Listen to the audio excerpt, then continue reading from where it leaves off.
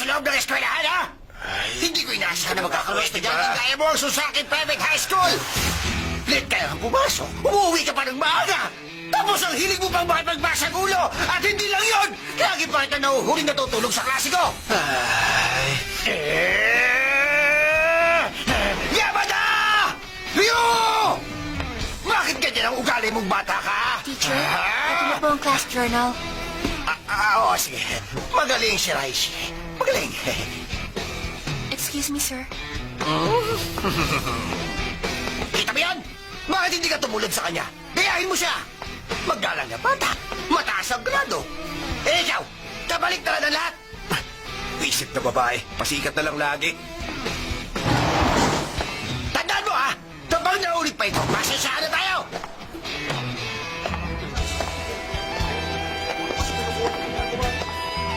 Siya na naman, kahit kailan pasaway talaga. Sinabi mo pa, second year problem child. Hello? Oo, sige, pupunta na ako dyan, ha? Hintay mo ako. Mga puwisit. Umalis pa man din ako sa dating eskwelahan para walang makakilala sa akin. Pero parang nasa middle school din ako nito eh. Kala ko pa man din, mag-i-enjoy ako dito, hindi pala. Ha?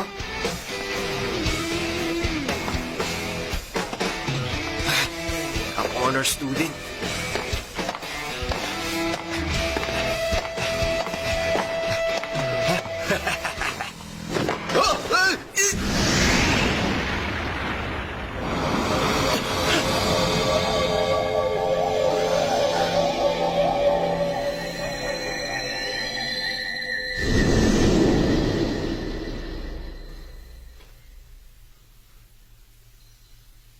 Oh, anong nangyari? Sandali. Patay na ba ako? Ha? Ano to? Hindi naman ako patay. Nasa infirmary ako. Huh?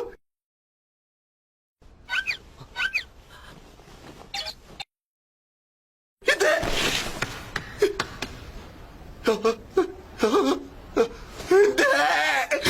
Bakit naging kamukha ko na siya? Hindi pwede. Uy, hindi ako papayag na nasa katawan ko siya. Yun, nandaan lang. Uy, isa pa. Ano bang nasa isip niya? Papasok siya sa eskwela na gano'n ang itsura.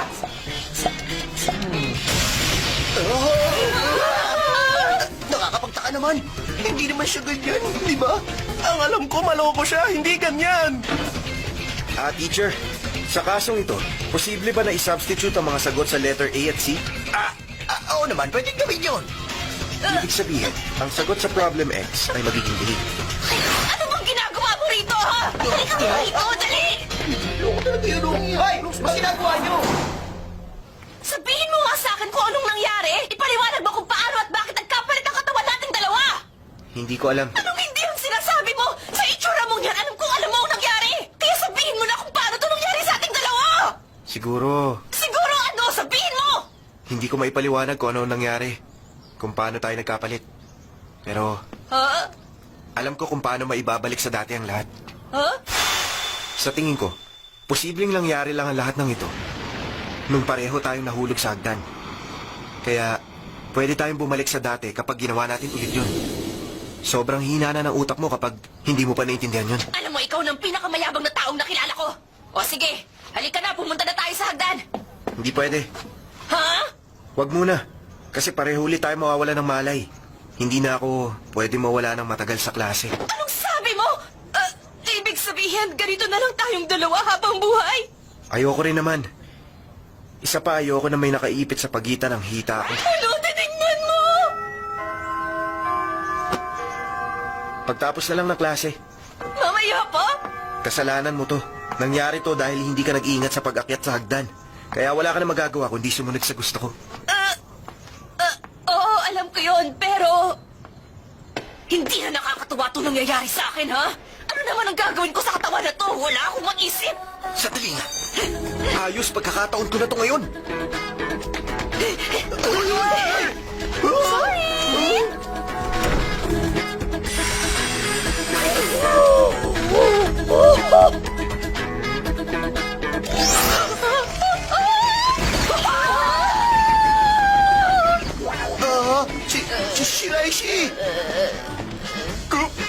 na si Raishi. Malalim yata ang iniisip mo. May problema ka ba? Pwede ba ako makatulog sa'yo? Sabihin mo lang. Kadiri naman. Pero, hindi ako pwedeng magpahalata nito. Okay lang ako, guys. Sorry, excuse me. Anong problema niya? Kakaiba ang kinikilos niyo ngayon ah. Ay, ayoko ng ganito. Gusto ko nang bumalik sa katawan ko. Hoy! Nandito ka lang pala, Shiraishi. Ha? Ano bang ginagawa mo dyan, ha? Kanina ka pa namin hinahanap, Ikaw pala, Rin Sasaki. Kumusta? May dala akong lunchbox dito para sa'yo. Halika, sabay-sabay na tayong kumain. Kailangan ko muna silang sakyan. Sige, tara, kumain na tayo. Salamat sa pagkain! Ito pala ang lunchbox niya. Okay lang, kakainin ko pa din to. Oh, ano to? Pagkain ba to ng honor student?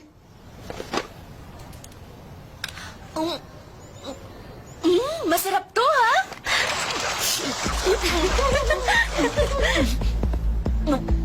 Ayan. Sa palagay ko ngayon, kailangan na nating maghanda para sa next class.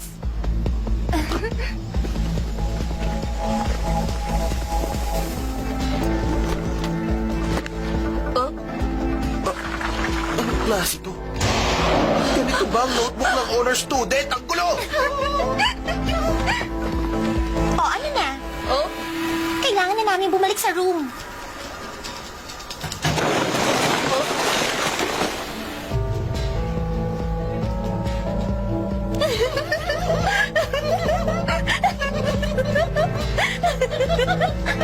Alam ko na. Bakit? Ganito pala ang nangyayari. Grabe, ang sama rin pala ng ugali ng mga babae, no? Mukhang kailangan na nga talaga natin bumalik sa mga katawan natin. Bakit naman? Sorry sa mga nangyari. Hindi ko naman gusto na malagay ka sa alanganin ng dahil sa akin.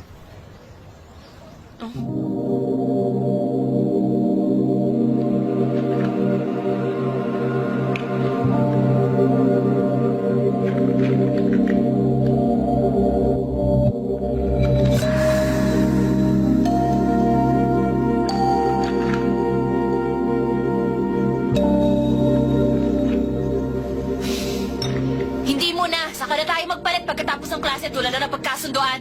Ha? Isa pa. Ayaw mo mag-skip ng klase, di ba? Maghihintay ako. At saka isa pa. Gusto kong masiguro na hindi ka naguguluhin ng mga babaeng yon kapag nagpalit na tayo.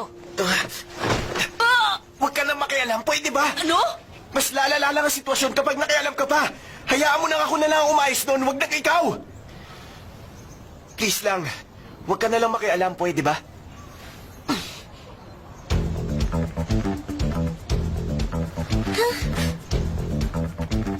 Anong pinag-usapan niyo ni Yamada sa rooftop? Ay, naku, wala yon. Hindi na mahalaga para malaman mo pa. Aray ko! Akala mo ba makakatulong ang pakikipagkaibigan mo kay Yamada? Eh wala namang kwenta yon. Asa ka pa. Ha? At sa palagay ko, alam naman niya kung anong mangyayari sa kanya kapag pinatulan niya at sinaktan ng isang babaeng katulad ko. Talaga? Sa palagay ko. Teka, sandali. Bakit bigyan ng itsura mo? Huwag mong sabihin, ha? Lalaban ka sa akin, ha? Teka, sandali. Kapag ginawa mo yan, mapapasama ka. Tandaan mo yan! Wala nga isang ito para magtanda. Siguradong hindi niya makakalimutan itong gagawin ko sa akin. Napagtitin siya. Ano ba yung ginagawa mo, ha?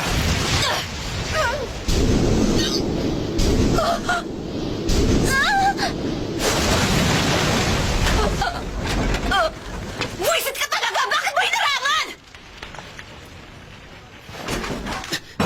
Aray ko! Bakit mo ako sinapak? Ang sakit! Tumigil ka! Hindi ko na napigilan ang suntok ko kasi bigla ka humarang sa gitna namin! Sabi mo kasi sa akin, hindi mo gagawin yan, eh. Tumahimik ka! Kasalanan mo yan!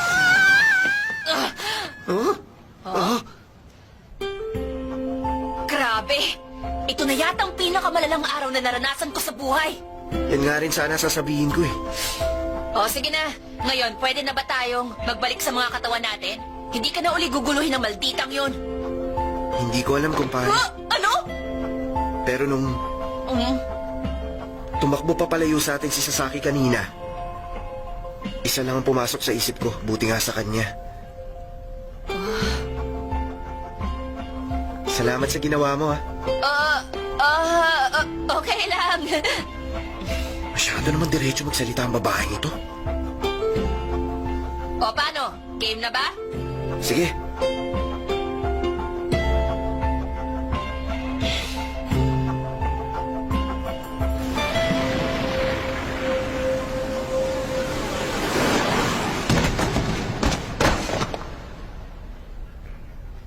Tulad ng inaasahan, makakabalik na tayo sa mga katawan natin.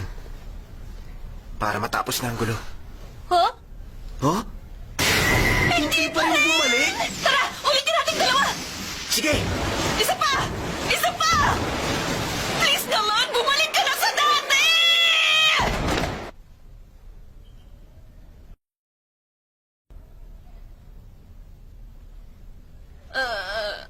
Walang nangyari. Ibig sabihin, ganito na lang tayo habang buhay. Ayoko naman nun. Ano nang gagawin natin? Huh? Bakit ganyan ka? May isa pang paraan na hindi pa natin nagagawang dalawa mula kanina. Ano yun? Dali, sabihin mo! Nung nahulog tayo, naalala ko ang nangyari noon. Nag-kiss tayo. Ha? Ano ka? Bakit ko kailangan gawin sa'yo yun, ha? Sinaswerte ka ba? Hindi ako sure, pero ang alam ko, natagalan mo pa nga ako noon. Subukan natin. Wala namang mawawala eh. Teka muna! Sigurado ka? Wala namang masama kung susubukan lang natin. Malay natin. Teka! Sandali! Hindi nga!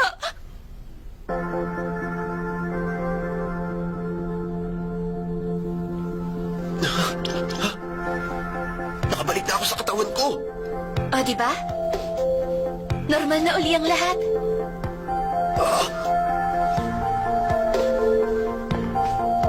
Kailangan ko pang mag-aral. Bye! Ha? Teka lang!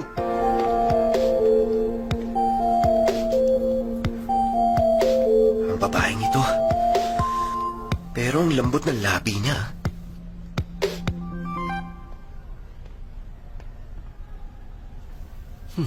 Okay yun ah.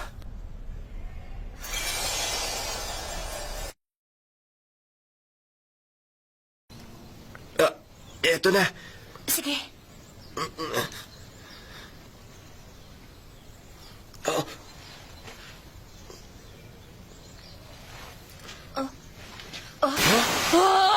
Nagpalit na naman tayo ng katawan ng ganun-ganun lang! Basta secret lang natin to. Walang ibang pwede makaalam bukod sa atin. Oh? Nakakapagtaka naman. Kaya niya akong halikan ng ganun na lang? Hindi naman kaya. Alam mo kasi, nararamdaman ko na mahal na kita, Yamada. Hindi nga kaya. Malaking gulo oras na malaman nila na nagpalit tayo ng pagkatao para sa exam mo ngayon. Oo naman. Alam ko yun. Ayos to, ha? Okay din palang makipagpalit ng katawan kung minsan. Pwedeng araw-arawan to. Oy, Shiraishi. Kumusta ka na? Ha? Yan si Miyamura, sa student council siya. Nakakatakot lang siyang tingnan, pero ang cool niya. Oo nga. Kung okay lang, pwede ba kitang mahiram muna sandali? Hindi ba ang sabi mo makikipag-date ka sa akin ngayon? Ano? Sinabi niya yun sa kanya! Oo naman, hindi ko naman nakakalimutan yun eh.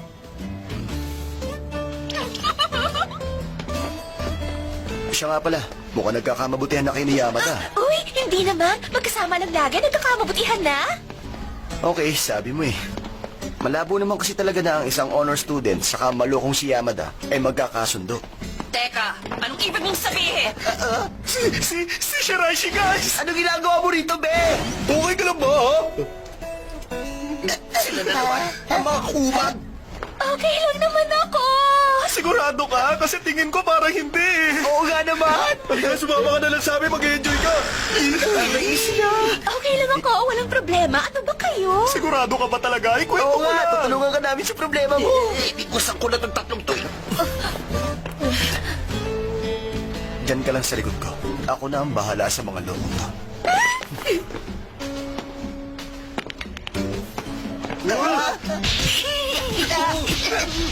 Panis na panis ka niya ang mga yun. Ano nangyari sa'yo, Miyamura? Ano? Sasama ka na ba sa amin? Sige na, kami nang bahala magpasaya sa'yo! Sino, Shiraishi? Please naman! Nakakapwisit kayo sa ganang ng Yan sa pool! Aray ko! Gusto ka namin makausap. Ganito pa ginawa mo sa amin. Hindi ka na makakikinang mo sa amin. Ano raw, pabor? Alam mo, pamilyar sa akin ang sipa na yan, ha? Nakita ko na yan. Ha? Anong sinabi mo? Isa pa, gusto kong malaman mo na hindi ako humingi ng date sa'yo kahit na kailan. Iyon ang totoo. Ngayon, kumbinsido na ako na ikaw, si Yamada, hindi ba? Teka, ano ba yung sinasabi mo? Hindi ko alam yan. Saka paano mangyayari yun? Bakit kailangan ko maging si Yamada? Nandiyan ka na pala, Shiraishi. Sandali, ano ba nangyayari dito? Shiraishi, hindi pala mali. Hindi niyo naman kailangang itago pa ang totoo. Siya nga pala. Gusto niyo ba sumamang dalawa sa akin? Kaya pala habang nag-e-exam ako kanina, wala ka sa loob ng classroom. Tapos ngayon nalaman ni Miyamura ang sekreto natin. Ano bang nangyari? Sorry. Ay, huwag niyo nang isipin pa yon. Tanggapin niyo na lang ang proposal ko. Anong proposal? Ganito. Ipapahiram ko sa inyong dalawa ang kwartong ito. Ha? Ipapahiram mo sa amin? Para saan? Bakit? Hindi ba obvious sa inyo? Kasi kailangan nyo ng isang pribadong lugar para magpalit kayo ng katawan ninyo, hindi ba? Pag nag-kiss? Okay. Kiss pala, ha? Kailangan bang mag-kiss? Ang daldal mo kasi. Pantindi mo naman manghula. Wala akong sinasabi, ah! Makinig nga kayo sa akin. Hindi nyo na itatanong, ang lugar na ito ay dating room para sa Supernatural Studies Club. Kaya lang kasi, ako lang ang member kaya isasara na. Pero kung kakailanganin ninyo, pwede nyo itong gamiting dalawa.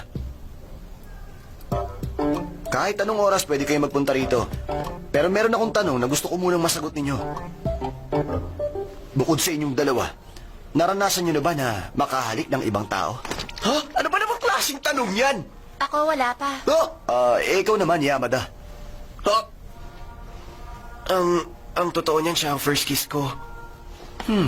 So first time pala kayo makahalik na dalawa. Ibig sabihin may posibilidad. Huh? Posible na kung ibang tao mahalikan ninyo, pwedeng sa kanila naman ito mangyari, di ba? Dahil dyan, subukan natin. Pwede mo kong halikan ngayon, Shiraishi. Pwes ayoko, hindi pwede. di kay Yamada na lang.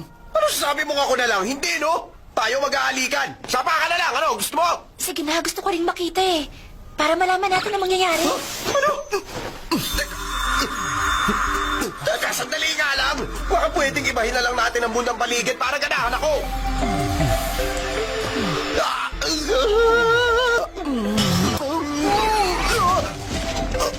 Aba, nagkapalit nga kami ng katawan, ha? Ang malupit din ang katawan ni Yamada. Hindi totoo to! Ibig sabihin, meron ding nakaipit sa pagitan ng binti. Baliw! Siyempre naman meron, no? Siya nga, meron din, oh. Tingnan mo, oh. Uwisit ka! Bakit kailangan mo ba silipin yan?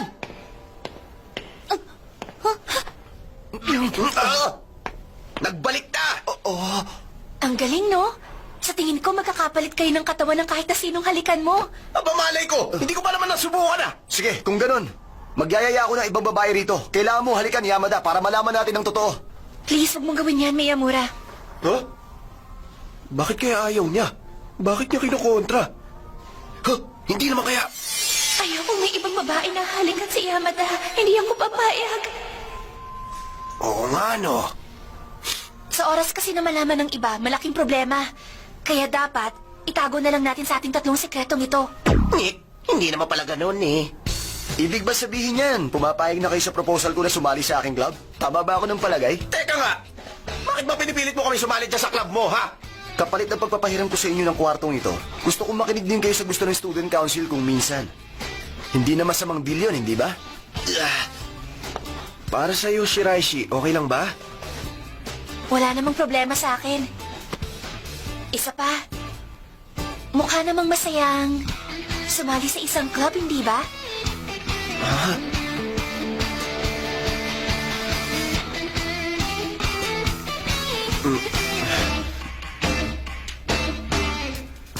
Ikaw ang bahala. E di sumali na lang tayo. Kung ganun naman pala, e di simulan na natin. Mula ngayon, ang Supernatural Studies Club ay muling bubuksan. Si Shiraishi ang club president. Ako ang vice president. At si Yamada, member lang. Member lang? Wala man lang ang posisyon? Huh? Nag-resume na ba ang activity na Supernatural Studies Club?